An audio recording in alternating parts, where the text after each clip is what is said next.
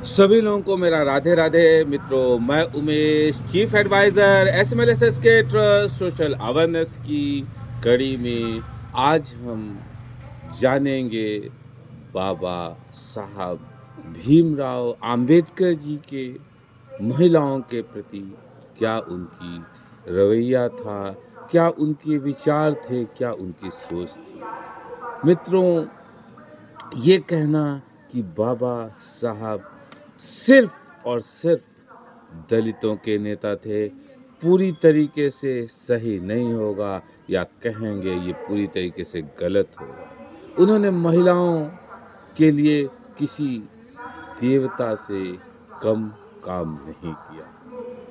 मित्रों, डॉक्टर बाबा साहब ही थे जिन्होंने पहली बार भारत में महिलाओं को वोट देने का अधिकार दिलाया, वरना स्विट्जरलैंड जैसे डेवलप्ड विकसित देशों में भी महिलाओं को यह अधिकार 1971 में मिला।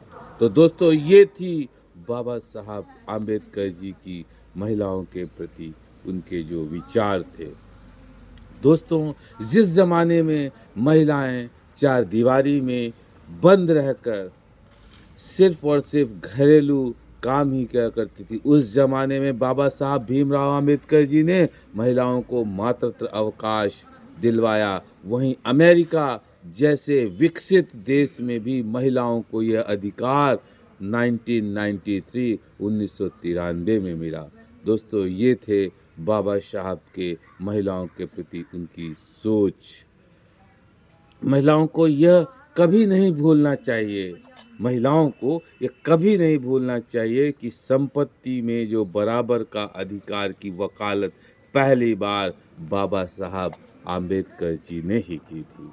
दोस्तों, अगर आपको आर्थिक रूप से मजबूती प्रदान करने की वकालत की थी तो वो बाबा साहब ने की थी।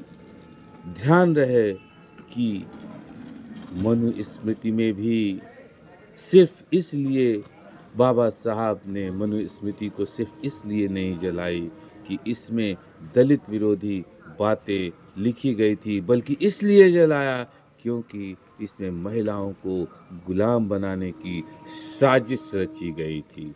दोस्तों, इसीलिए देश की महिलाओं को सदैव याद रखना चाहिए बाबा साहब आम्बेडकर जी के वो प्रेरणा स्रोत, वो प्रेरक विचार। जय हिंद, जय भीम, जय भारत। धन्यवाद।